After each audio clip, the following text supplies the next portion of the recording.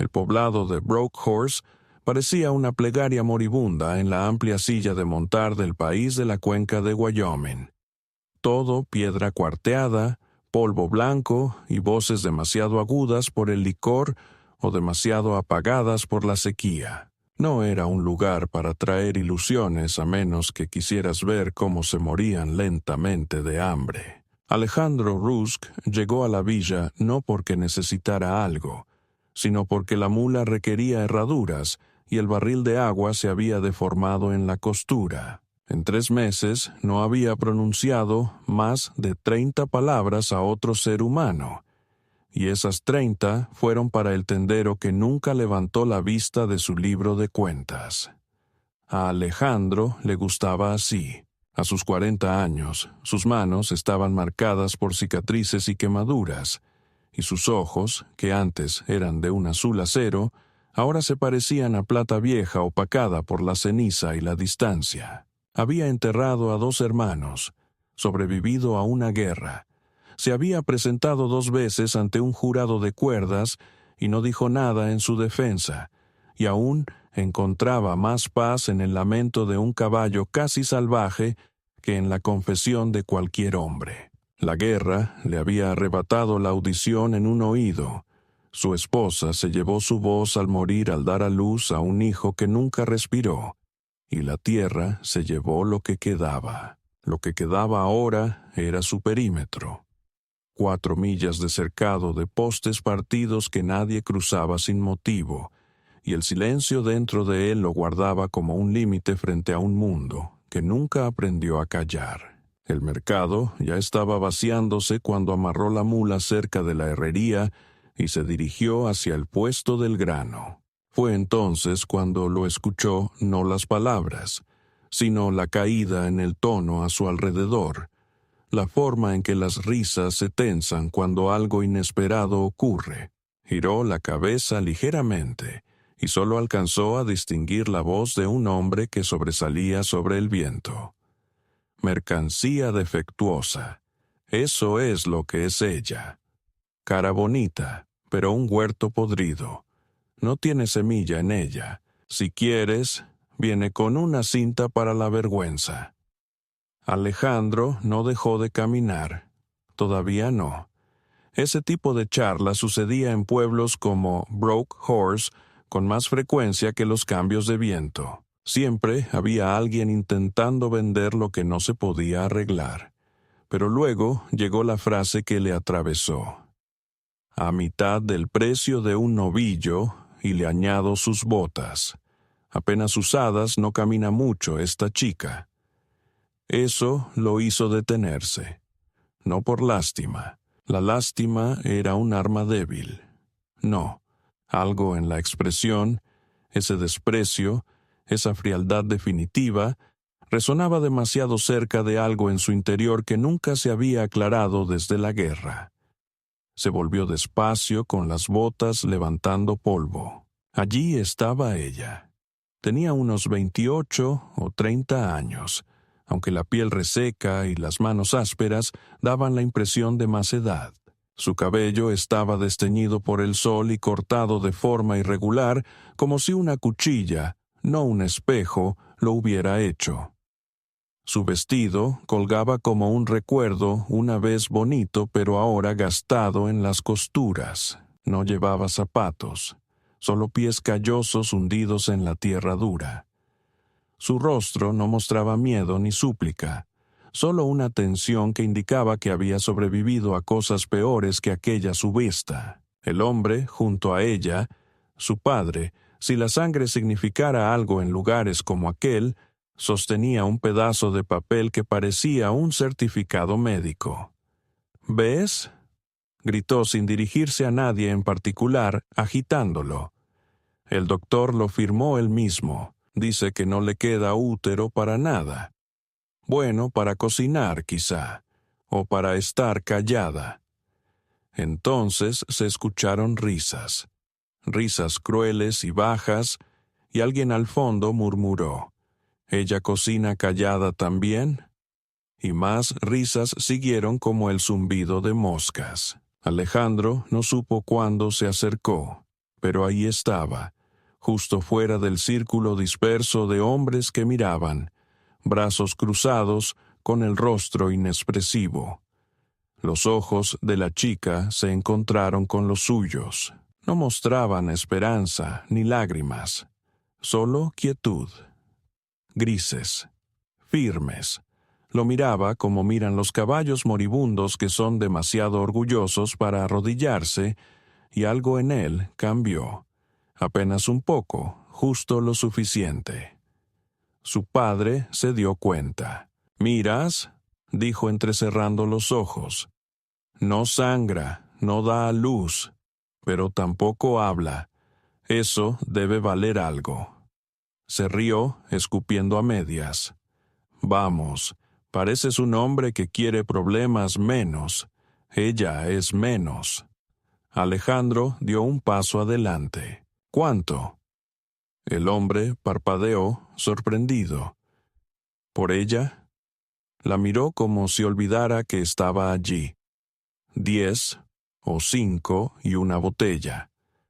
Alejandro metió la mano en su abrigo, sacó una bolsa de cuero y la dejó caer sobre la tapa del barril junto a ellos. Las monedas tintinearon como un veredicto. Luego, sin aviso, avanzó y empujó una moneda, no la más grande, en la boca abierta del hombre. Lo sorprendió por completo. Incluso le provocó arcadas. Alejandro dijo en voz baja: «Si hablas en su nombre, entonces mantén el precio donde tengas la lengua». Nadie se rió. El círculo de hombres se dispersó, ahora dubitativo. Alejandro se volvió hacia la joven. «¿Puedes caminar?». Ella asintió una vez. Él inclinó la cabeza hacia la mula. «Entonces ven». Ella lo siguió sin equipaje ni despedidas, ajustándose con rapidez el vestido en el hombro y colocando sus pies tras los de él, tan silenciosa como una sombra. Partieron al anochecer, con el viento levantándose detrás de ellos y el polvo cerrando el pueblo como una puerta. Nadie los detuvo ni miró hacia atrás. Cuando la loma terminó por ocultar a Broke Horse, Alejandro permaneció en silencio, sin mirarla. Montaba erguido, como alguien que contiene dolor o recuerdos, y ella imitaba esa actitud sin preguntar. El camino serpenteaba entre barrancos secos y restos de antiguos arroyos, y para cuando llegaron al rancho, la noche ya era total. La casa era modesta. Una estructura de un solo piso con tablas clavadas en las ventanas del este y un tejado que caía como un suspiro cansado. El granero se apoyaba pesadamente en una colina, como si hubiera desistido de sostenerse solo. Alejandro desmontó, ató la mula y abrió la puerta principal sin formalidades.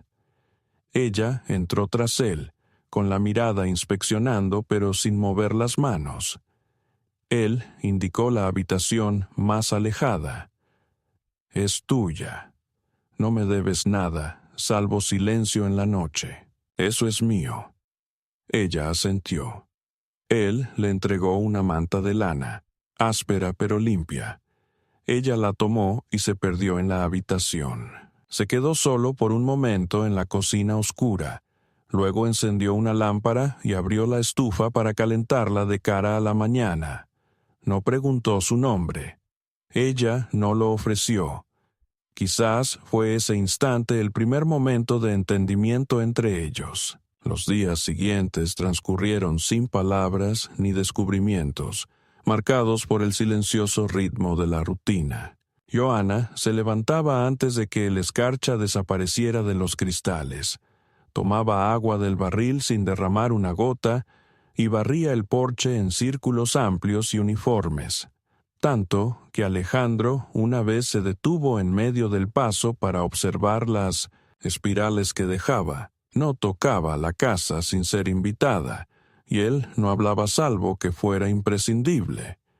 Las comidas eran calladas y escasas. Él cocía frijoles y dejaba pan sobre la estufa.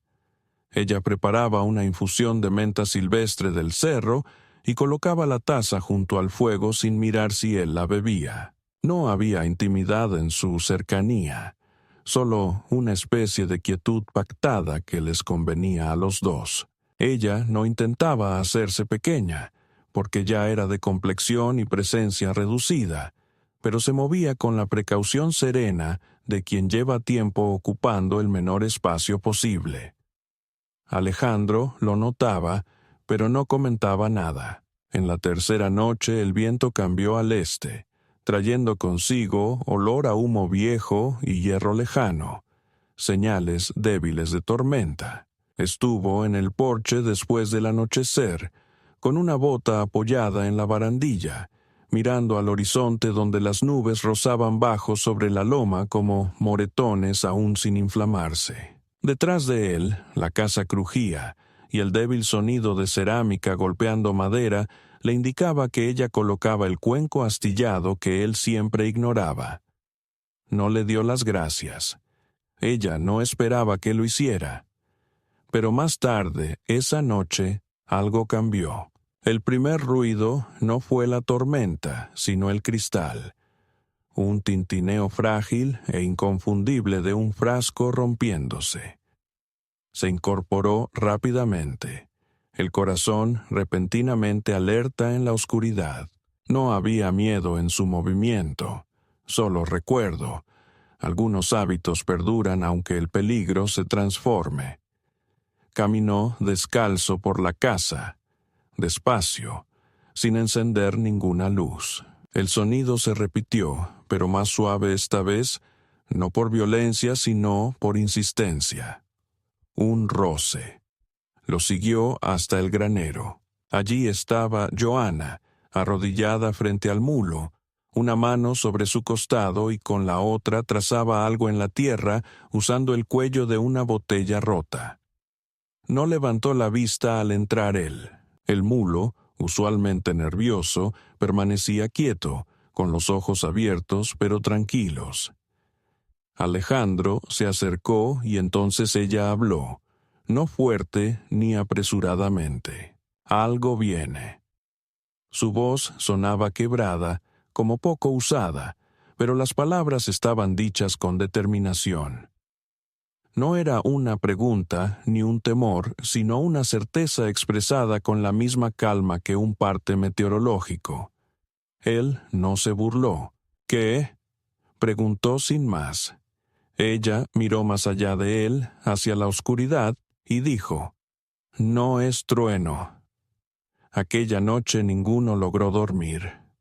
Al amanecer el aire había cambiado, como si la tierra misma aguardara que algo surgiera. Al mediodía colocó la montura al mulo en silencio.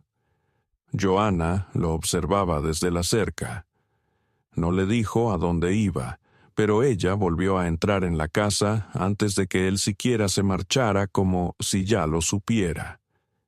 El viaje hacia el pueblo fue tranquilo. Broke Horse siempre parecía hostil en los días buenos, pero esta vez había algo más, una tensión en los ojos del tendero susurros que cesaban cuando Alejandro entraba en la casa de postas. Solo logró captar fragmentos. Esa chica que trajo, ¿la vendieron por alguna razón?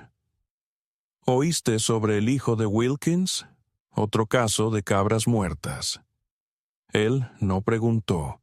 Que se queden con sus suposiciones. Sin embargo, al montar para irse un anciano sentado en los escalones del salón alzó la voz. «Ella está maldita, Rusk. Maldecirá tu tierra como hizo con su propio vientre». Alejandro no se detuvo ni hizo gesto alguno, pero al cruzar la cresta en el camino de regreso apretó las riendas. Más de lo habitual, el cuero le cortaba las callosidades, como si las palabras hubieran calado más profundo de lo que quería admitir. De vuelta en la hacienda, Johanna colgaba paños mojados en la cuerda.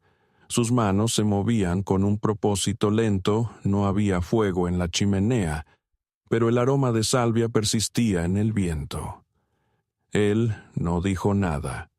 Ella no preguntó qué decían de ella, pero esa noche, mientras se sentaban en extremos opuestos de la mesa con los platos intactos delante, Joanna finalmente habló.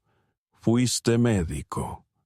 Alejandro levantó la cabeza, no bruscamente, pero lo suficiente para mostrar que entendía el peso de su frase.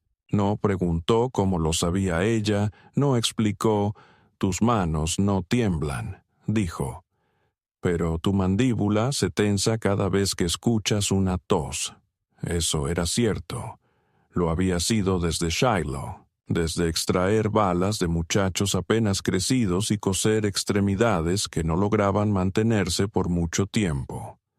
Asintió una vez, dando su consentimiento. Joanna inclinó la cabeza. «Perdiste a alguien». Las palabras no fueron crueles, sino simplemente un hecho, como todo lo que ella decía. Él no respondió. Ella no insistió. En cambio, se levantó, tomó su cuenco y al pasar detrás de él, colocó un pequeño objeto junto a su codo. Él no miró hasta que ella se fue a su habitación. Era un corcho, quemado en los bordes, salpicado de cera, y grabado en un lado una sola palabra: guardar. No fue hasta 3 días después que se dio cuenta de que encajaba en la boca de una botella que había enterrado bajo el porche, la botella que usaba una vez al año, en la que gritaba cuando los fantasmas se hacían demasiado fuertes. Ella la había encontrado y había devuelto el corcho.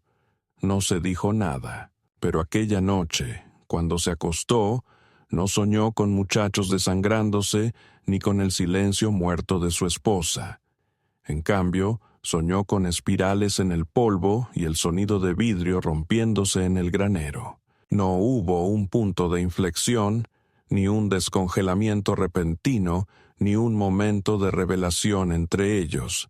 Solo una acumulación pausada de silencios que empezó a significar algo más que mera conveniencia. Todo comenzó con el ritmo de la rutina, la manera en que Joanna empezó a alimentar a las gallinas sin que se lo pidieran, como Alejandro reparó que ella regaba el geranio que él jamás tocaba, el modo en que comenzaron a cruzarse en el umbral de las puertas sin vacilar, sin rozarse, pero sin dejar de percibirse. Una mañana, después de una noche con relámpagos secos y un viento que aullaba como ganado moribundo, la encontró en el granero con un martillo en una mano y 3 clavos doblados apretados entre los dientes. Estaba arreglando la puerta del establo con la destreza de alguien que lleva años haciéndolo.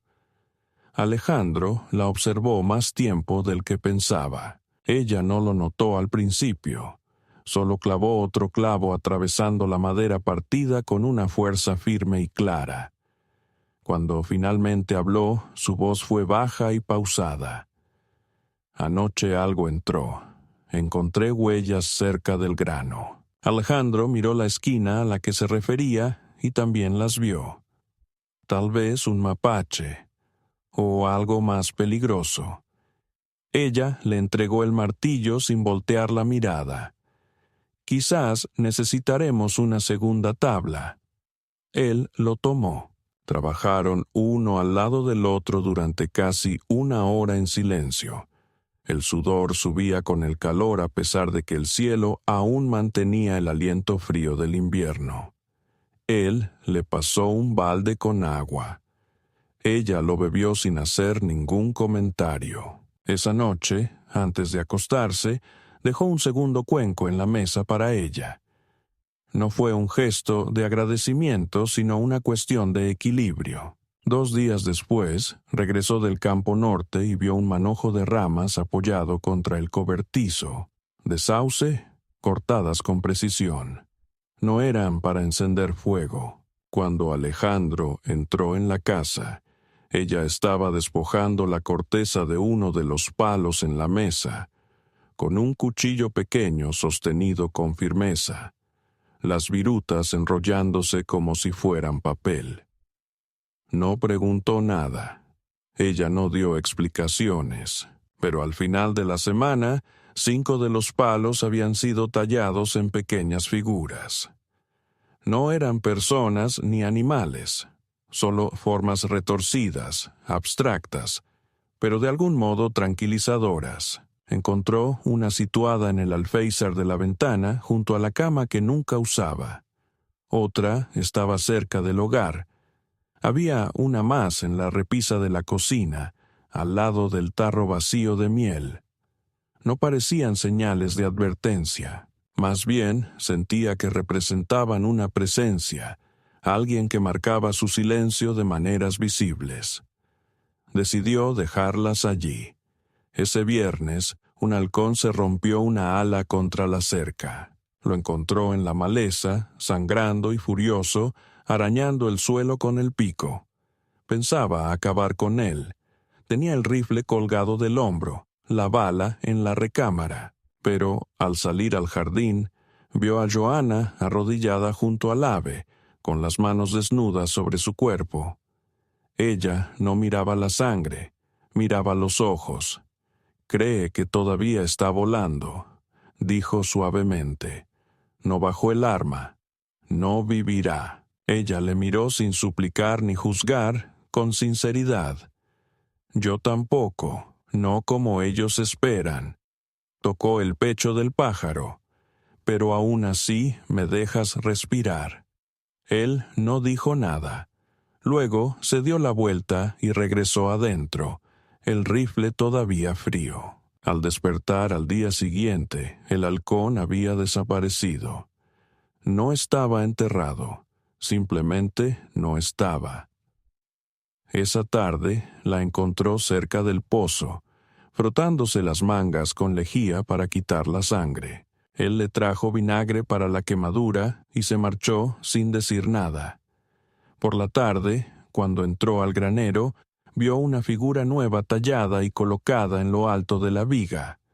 Un pequeño halcón con las alas medio abiertas, como atrapado entre caer y volar. El aire cambió después de eso. No se volvió más cálido, pero sí más intenso. Hasta que llegó la carta. El jinete apareció durante la cena. Levantó polvo en el patio. Le entregó a Alejandro un sobre sellado sin desmontar del caballo. «Es del distrito», dijo.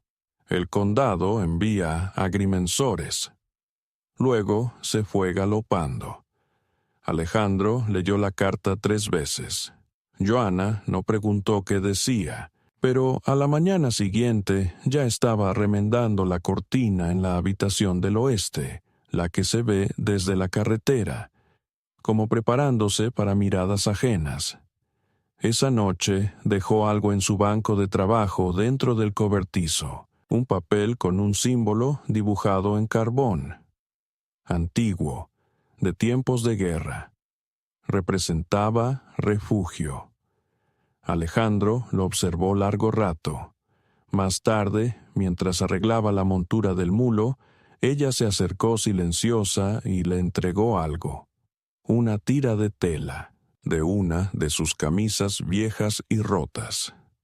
La había usado para atar un poste roto, luego la lavó y dobló.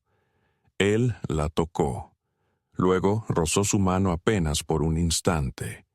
Ella no se apartó, sino que mantuvo su mirada. Después fue ella quien soltó primero. Aquella noche, cuando ambos se habían retirado a sus rincones en la casa, una tormenta llegó desde el este con fuerza y rapidez. Las ventanas vibraban y las paredes suspiraban, y en el silencio entre los truenos, Alejandro creyó escuchar su voz, no hablando ni cantando, solo respirando con calma en la oscuridad. Por primera vez en mucho tiempo, no temía que llegara la mañana, y cuando ésta apareció, ella ya había comenzado a preparar el café. La mañana comenzó como todas las anteriores, el sol asomándose por la cresta con el paso lento y vacilante de un borracho despertando de una pesadilla. Las nubes colgaban bajas, tensas como el vientre de un buey moribundo, y el aire tenía esa pesadez silenciosa y cargada que hacía que los pájaros olvidaran cantar. Alejandro reconocía esa sensación. La había sentido antes en Virginia, justo antes del último avance, también en Tennessee, cuando el caballo del coronel perdió una herradura justo antes de que el campamento fuera bombardeado. Era ese tipo de quietud que no nace de la calma, sino de una advertencia, como si la tierra misma contuviera el aliento. Joanna debía de sentirlo también. Ya estaba afuera antes de que la tetera terminara de silbar, parada al borde del campo, con el cabello recogido y las mangas remangadas, vigilando la línea de árboles como si algo esperara dentro. Alejandro no dijo nada. Sirvió 2 tazas, dejó la de ella apoyada en el barandal del porche y se recostó en el marco de la puerta, observándola mirar hacia el horizonte. Ella no bebió el café, solo permaneció allí, con los brazos cruzados sobre el estómago como si sujetara algo. Cuando finalmente se volvió hacia él, su rostro estaba pálido pero firme. «No vayas al campo del este hoy», dijo. «La cerca aguantará, pero no los árboles». No quiso preguntarle cómo lo sabía. Con el tiempo dejó de preguntar esas cosas. En lugar de eso, asentía y se dirigía al pastizal del sur, revisando los postes y midiendo el borde del arroyo, donde la tierra había comenzado a ceder con el deshielo. Al mediodía, el sol desapareció por completo, cubierto por una capa de nubes grises y densas. El viento soplaba en ráfagas cortas y quebradas, luego se calmaba, cada pausa más larga que la anterior. Alejandro estaba en el granero, engrasando las correas del arnés, cuando la puerta se abrió de golpe y ella apareció. Descalza, empapada hasta las rodillas, con los ojos abiertos, llenos de urgencia pero sin miedo. No gritó, nunca lo hacía. Caminó por el suelo de tierra y le agarró la manga con ambas manos, jadeando. «Ahora», dijo, «tiene que ser ahora». Él dejó el cuero y la siguió sin preguntar. Afuera, el cielo se volvió enfermizo. Las nubes ya no se movían, se agitaban sin control. Los árboles se inclinaban extrañamente. El aire olía a hierro y ozono. Y entonces llegó el primer estallido. No trueno ni viento, sino el ruido de algo antiguo y gigantesco partiéndose. Joanna señaló hacia la colina. Un pino muerto, picado por la plaga hacía tiempo, se había roto en 2 y bloqueaba el sendero. Apenas pudo darse cuenta cuando un relámpago iluminó el cielo y un rayo cayó en el claro, alcanzando el borde del granero de grano. Estalló el fuego. El humo salió en una columna densa y asfixiante. Joanna ya se movía, sacando un cubo del abrevadero. Él la siguió. Trabajaban sin coordinación, pero guiados por el instinto, él mojaba el perímetro mientras ella cubría la pantalla contra el viento con arpillera empapada. Llegó la lluvia intensa y repentina, que apagó las llamas más peligrosas convirtiéndolas en vapor. Cuando todo terminó, permanecieron en medio de las cenizas empapados hasta los huesos con el pecho agitado. Alejandro se volvió hacia ella con barro en la mandíbula. «Tú sabías», dijo sin reproches, solo como un hecho. Ella asintió sin mirarlo a los ojos. «Lo soñé, o quizá lo recordé antes de que ocurriera, a veces es difícil distinguir». Él no insistió, y en lugar de eso, limpió con el pulgar una mancha de hollín de su mejilla. «Gracias», dijo por primera vez desde que enterró a su esposa. Ella se estremeció al oírlo, no porque sonara duro, sino porque no lo fue. Aquella noche, después de secarse y comer casi en silencio, ella se sentó a la mesa, y sacó el corcho de la botella que él había escondido bajo el suelo. Sin pedir permiso, habló hacia ella una sola palabra: «Quédate». Luego la selló y se la entregó. Él la tomó y la colocó en la repisa, no como un juego ni como advertencia, sino como una promesa. Ninguno de los dos sabía exactamente qué significaba, solo que significaba algo, y eso era suficiente por ahora. Todo comenzó con un golpe en la puerta, no tímido ni amable como los de la compasión o vecinos, sino un golpe firme y decidido sin ofrecer disculpas. Alejandro se encontraba en el granero, afilando una hoja con la paciencia pausada y constante que solo adopta quien ha dejado de esperar que otros hagan su trabajo. Alzó la vista, sin sorprenderse, simplemente quieto. El sonido volvió a escucharse. 3 golpes, pausa, 2 golpes más. Como si alguien anunciara un veredicto, no pidiera permiso para entrar. Secó la hoja, se levantó y se dirigió hacia la casa, consciente desde antes de que lo que encontraría no le agradaría. Joanna estaba cerca de la ventana cuando él entró, pero no miraba hacia afuera. Sus manos colgaban a los costados, con los dedos encorvados hacia adentro como si intentaran desaparecer. Su mandíbula estaba tensa, pero su pecho se levantaba más rápido de lo normal, como si algo dentro de ella se negara a quedarse en calma, aunque su rostro mostrara lo contrario. «Trajeron un caballo», dijo ella. Alejandro no preguntó quiénes. Abrió la puerta con cuidado y salió al porche. Eran 5 en total, 3 a pie y 2 a caballo. Uno era el hijo del predicador, un joven nervioso cuyos ojos eran demasiado claros para el día y cuya voz sonaba demasiado fuerte para sus pensamientos. Otra era la mujer encargada de la oficina de correos, con el cabello recogido en un moño que parecía una advertencia y la boca fruncida en una rectitud permanente. Sin embargo, el líder era Walter Crowther, alto, delgado como un látigo y cruel de esa forma que siempre parecía respetable con un abrigo limpio. Antes solía hablar solo con preguntas, pero al verlo a Alejandro no perdió tiempo. «Hemos conversado», dijo Walter sobre ella. Alejandro cruzó los brazos. «¿Es así? Esa chica no sangra bien, no duerme bien.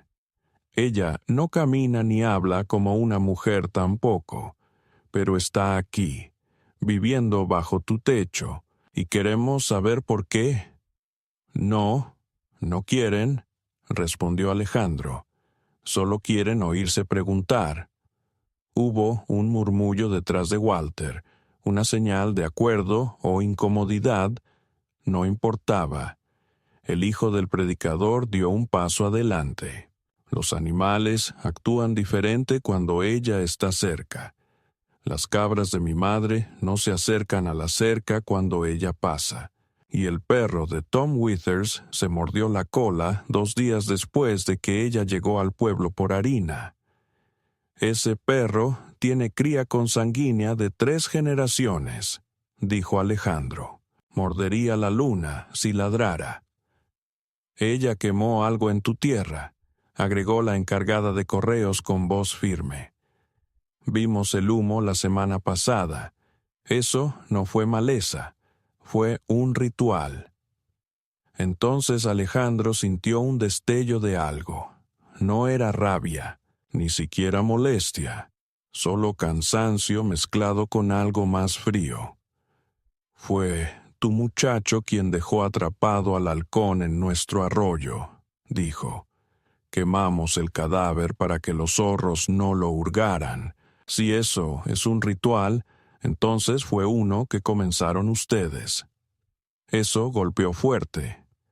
Ella retrocedió medio paso, pero Walter no se movió.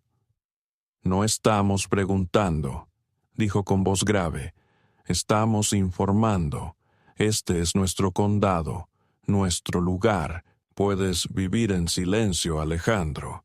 Todos hemos sido pacientes contigo aquí afuera. Pero ella cambia eso. Alejandro bajó del porche entonces. Sus botas pisaron la tierra sin prisa, pero su manera de moverse hizo tambalear la línea. Caminó hasta estar a unos metros de Walter, no lo suficiente para amenazar, pero tampoco para ignorarlo. ¿Alguna vez ella te hizo daño? Silencio. ¿Te quitó tus tierras? ¿Quemó tu iglesia? ¿Tocó a tu hijo? No hubo respuesta.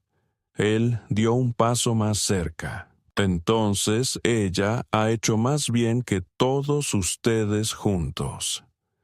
La mandíbula de Walter se tensó, apretando los molares como si quisiera aplastar algo.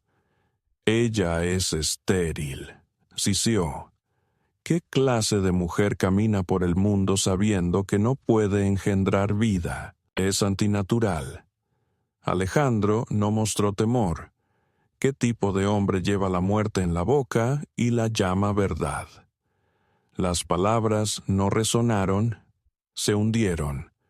El viento aumentó seco con la promesa de polvo, y detrás de Alejandro, Johanna salió. No llevaba zapatos ni chal, solo un vestido sencillo y la marca de ceniza en sus muñecas de la noche en que sofocó el incendio en el cobertizo. Los miró sin miedo ni desafío, solo con calma, como si conociera cada acusación antes de que existieran. «Creen que el silencio es vacío», dijo con voz firme, lo que sorprendió más que cualquier grito. «Es peso. Tienen miedo de lo que escucharán cuando nada los proteja de sí mismos». «¿Dices que eres mejor?», ladró el hijo del predicador. «¿Que no saben diferenciar entre lo correcto y lo incorrecto?», dijo ella. «Están más interesados en tener razón que en hacer el bien». Eso dolió. La encargada del correo apartó la mirada como si la hubieran abofeteado. Walter avanzó escupiendo tierra. «Traerás algo peor que cuervos a este lugar», dijo a la joven. «Tú no dejas de hablar y eso solo trae podredumbre». Alejandro se movió entre ellos. No llevaba armas, solo la fuerza de su presencia. «¿Quieres que me vaya? Dilo. ¿Acaso quieres que esta tierra me escupa? Dilo». «Fuiste uno de los nuestros», gruñó Walter. «Luchaste, sangraste y enterraste a los tuyos. Y ahora permites que una bruja estéril viva en tu hogar como si eso fuera todo lo que vale un hombre». «No», replicó Alejandro. «Ahora escucho. Por primera vez en 40 años escucho. Y lo único que oigo de ustedes es cobardía». El silencio siguiente no era una victoria. Era una fractura. Una línea marcada que nadie cruzaría otra vez sin derramar sangre. Walter no habló más. Se volteó, rígido y temblando, y subió a su caballo. Los demás lo siguieron, dejando tras de sí polvo y vergüenza. Cuando se fueron, Johanna caminó delante de Alejandro hacia el campo y se agachó junto a las rocas, apoyando una mano en la tierra como buscando anclarse ante el peso de todo lo no dicho. Él permaneció en el porche hasta el atardecer, inmóvil, y cuando ella regresó, guardó silencio. Pero puso algo en la repisa al lado de la botella cerrada, la primera figura tallada que había creado. Una mujer sin rostro ni brazos, solo una columna vertebral recta y firme. A su lado, una segunda figura, tallada de manera más ruda y baja, con la espalda encorvada como si hubiera cargado una gran carga durante mucho tiempo y por fin decidiera dejarla caer. Aquella noche no cenaron. No lo necesitaban. Se sentaron en extremos opuestos del fuego, mientras el viento golpeaba las ventanas como una advertencia que ya habían ignorado. y en medio de todo, el silencio entre ellos dejó de parecer una ausencia. Se sentía merecido. Era una resistencia palpable, tangible. Los días posteriores al enfrentamiento tomaron un ritmo incómodo, como un hueso mal colocado que estaba demasiado profundo para volver a acomodar sin causar daño. Los habitantes del pueblo no regresaron, al menos no abiertamente. No había más jinetes en la colina ni susurros junto a la puerta, pero Alejandro comprendía cómo el silencio podía pudrirse cuando no se enfrentaba, cómo el odio crecía silencioso como el moho, persistente y resistente. Ahora revisaba la cerca con más frecuencia, no porque temiera a los hombres, sino por lo que podrían hacer sin espectadores. Joanna nunca volvió a hablar del asunto. No era necesario. El granero se barría a diario. El barril de agua estaba cubierto y las herramientas colocadas exactamente donde debían estar. Se movía como alguien preparando una casa para un asedio, aunque nunca cerraba ninguna puerta. En cambio, dejaba pequeños objetos en rincones. La figura del halcón reaparecía en el desván de heno. Otra forma tallada reposaba en el borde del porche, una especie de rueda torcida con el centro hueco parecido a una boca abierta. Alejandro no preguntaba su significado, pero notaba cómo el aire cambiaba en los lugares donde los colocaba. Se sentía más ligero, como si la tierra recordara la ternura. Entonces llegó la noche en que el niño desapareció. Era un domingo, justo después de que el hielo se derritiera, y la noticia llegó al rancho no por mensajeros sino por el retumbar de disparos en el valle. 3 detonaciones claras seguidas por el ulular de perros de caza. Alejandro apareció montado en el mulo antes de que el último eco se desvaneciera. Joanna ya estaba afuera, con el chal sobre los hombros. No parecía asustada, sino tensa como un alambre bajo la tela. No esperó explicación alguna. «Un niño», dijo ella, 7 años. Duerme con una mano dentro de la bota. Alejandro parpadeó. «¿Lo conoces?» Ella negó con la cabeza. «No, pero tiene miedo a caerse. Sus sueños están llenos de abismos». No era una metáfora.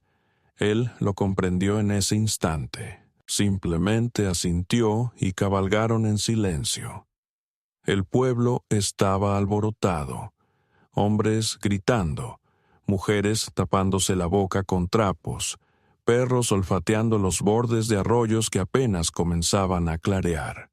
El sheriff hizo una señal para que Alejandro no se involucrara, demasiado orgulloso para confesar que desconocía dónde buscar. Joanna ignoró a todos, bajó del mulo y caminó hacia el claro cerca del huerto, donde la tierra estaba blanda por el deshielo reciente. Se arrodilló, apoyó las manos en el barro, no rezaba ni murmuraba, solo sentía. La gente la observaba con recelo o desprecio, pero nadie la detuvo. Cuando se levantó, sus dedos estaban cubiertos de tierra y algo más, tal vez frutos aplastados marcando su palma. Se fue hacia el oeste, dijo ella, rumbo a la loma, pero no la cruzó. Está escondido, no atrapado. ¿Estás segura?, preguntó Alejandro. Ella se volvió hacia él, el viento levantando su cabello. Sé cómo se siente desaparecer sin estar perdido. Eso fue todo lo que necesitaba. Dirigió el camino, y ella lo siguió a pie. Los habitantes del pueblo no se unieron a ellos. Se dispersaron, murmurando y buscando en otros lugares. Pero Alejandro confiaba más en sus pies que en las antorchas de ellos. Ascendieron por el estrecho sendero de caza, pasando por los pinos quemados, a través de un enredo de cerezas silvestres jóvenes y salvia, hasta que el cielo cambió de color y los árboles se abrieron en un amplio claro rodeado de anillos. Allí, bajo los restos doblados de un viejo cedro, estaba el niño, enroscado, sucio, con los ojos abiertos pero con vida. Tenía el tobillo torcido, una bota perdida. Al verlos, no gritó, solo parpadeó y alcanzó la muñeca de Joanna cuando ella se arrodilló junto a él. Ella tocó su frente una vez, susurró algo demasiado bajo para que Alejandro lo escuchara. Luego se levantó y asintió. Alejandro lo cargó en brazos bajando. Regresaron al valle después del anochecer. El humo de las chimeneas ascendía ya como una confesión hacia la oscuridad. Cuando la madre del niño lo vio, se desplomó. Al mirar a Joanna, no le dio las gracias, pero tampoco desvió la mirada. Y eso fue suficiente. Aquella noche, de vuelta en el rancho, Alejandro encendió un fuego más alto de lo habitual. Joanna se sentó cerca, con las rodillas abrazadas al pecho y las palmas de las manos aún manchadas de un rojo tenue. Él le trajo una palangana con agua tibia, y ella sumergió sus manos sin decir palabra. Cuando terminó, él la secó con el borde de su camisa. No era ternura, era algo más antiguo. El reconocimiento mutuo surgió entre dos personas que alguna vez habían compartido la misma tormenta. Él la miró durante largo rato, sus ojos entrecerrados no por juicio sino por entendimiento. Dijo: «Encuentras lo perdido porque te han dejado atrás». Ella respondió: «No solo una vez, muchas veces incontables, hasta que aprendí a elegir dónde ser encontrada». Se levantó y le dejó el recipiente, vacío pero aún tibio. Aquella noche no pudo dormir. Se quedó sentado en la mesa observando la puerta, y cuando llegó la mañana y escuchó el suave andar de sus pies cerca de la estufa, dijo: «Este lugar nunca necesitó ser salvado, pero creo que yo sí». Por primera vez ella sonrió, no de forma amplia ni rápida, sino profunda, como si algo dentro de ella hubiera dejado de prepararse para el impacto. La llegada de la primavera fue lenta en el recipiente, arrastrando sus pasos por el lodo y los últimos fantasmas quebradizos del invierno. Pero finalmente vino. La nieve se retiró no de golpe, sino en capas, mostrando los huesos de cosas enterradas desde hace mucho tiempo. Postes de cerca, herramientas oxidadas, huellas de cascos de una tormenta de meses atrás que se habían congelado en el suelo y ahora estaban blandas, desvanecidas y olvidadas. Alejandro lo sintió primero en sus manos. El cambio inesperado del viento, más cálido, con olor a descomposición vieja que cedía a algo verde y en crecimiento. La tierra no había perdonado nada, pero se había permitido volver a respirar. Alejandro avanzaba a través del deshielo con la misma calma constante que antes, pero algo en sus pasos se había transformado, una relajación en sus hombros, no por cansancio sino por la falta de esa vigilancia continua. Ya no miraba hacia la línea de árboles cuando los cuervos graznaban, ni se detenía antes de entrar al granero como si esperara sangre. En cambio, empezó a marcar filas en la tierra cerca de la cerca oriental, presionando el pulgar contra el suelo con el mimo de quien planta recuerdos, no semillas. Alejandro no preguntó qué era lo que cultivaba. Le llevaba agua cuando el cielo no se la brindaba y observaba cómo enterraba pequeñas figuras talladas bajo las hileras, figuras que ya no guardaba en la casa, que devolvía a la tierra como una especie de ofrenda. Una mañana la encontró dormida en la silla junto a la chimenea, con la mano apoyada sobre el lomo del libro de cuentas que no había tocado en años. No era un libro de registros comunes, sino uno de nombres, nacimientos, muertes, caballos intercambiados, hectáreas perdidas por el fuego, y la página bajo su palma estaba en blanco, salvo por una línea escrita con letra pequeña y firme. Nuestro comienzo está donde terminó lo suyo. No la despertó. Se sentó a su lado hasta que la luz cambió sobre las tablas del suelo, y cuando ella se movió, solo dijo: «Nunca pusimos nombre al camino detrás del granero. ¿Quieres que sea tuyo?» Ella no respondió con palabras. Se levantó, se estiró y salió al patio. Él la siguió. Ella recogió una piedra plana cerca del porche, dibujó algo sobre su superficie con un trozo de carbón y la colocó al pie del camino. Más tarde, él observó 3 líneas curvas unidas por un trazo continuo, como si el agua fluyera hacia un recipiente. No preguntó qué significaba. Bastaba con saberlo. Esa semana llegó un mensajero del pueblo con una carta cubierta de sellos oficiales y demasiado polvo.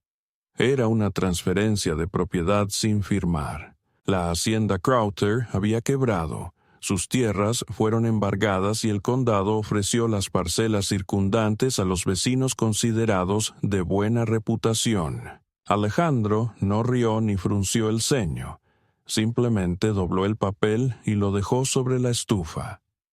Joanna lo quemó esa noche en silencio.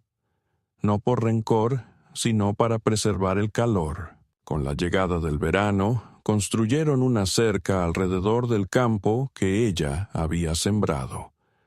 No para impedir la entrada, sino para delimitarlo. En el último poste ató una de sus tallas, una mujer con una sola trenza, los pies separados, sin brazos pero con la cabeza levantada hacia algo invisible. Alejandro estuvo a su lado mientras lo hacía, sin necesidad de explicarse mutuamente. Ya no requerían palabras para dar forma a sus sentimientos. En el pueblo, los rumores cambiaron. Algunos decían que Joanna había maldecido el clima para beneficiar a las tierras Rusk. Otros afirmaban que ella curó en secreto a la yegua del sheriff. Unos pocos susurraban que Alejandro había muerto y un fantasma que se parecía a él lo había reemplazado. Nunca volvieron al pueblo para desmentirlo. El mundo podía conservar sus cuentos, ellos tenían los suyos propios. Una tranquila noche, mientras el viento avanzaba cálido y pausado entre las mosquiteras del porche, Alejandro sacó la botella, sellada, cubierta de polvo, pero intacta. La colocó sobre la mesa y se volvió hacia Joanna. «¿Qué ponemos dentro ahora?» Ella no respondió de inmediato. Caminó hacia otra habitación, regresó con una pequeña tira de lino y se la entregó. «Esto», dijo. Él la desenrolló.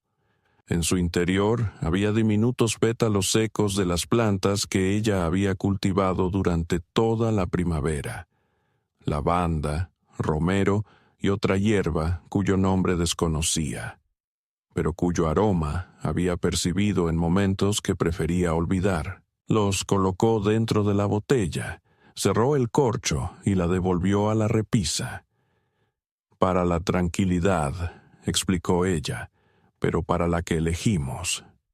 Él asintió. Aquella noche permanecieron en silencio, pero un silencio que no nacía de la ausencia ni del miedo, sino del descanso merecido. El fuego disminuía su llama. El jardín seguía creciendo, y en algún lugar más allá de la cerca, un pájaro cantó una vez y se detuvo, como en señal de que ellos estaban ahí, todavía ahí, y que a pesar de todo habían permanecido.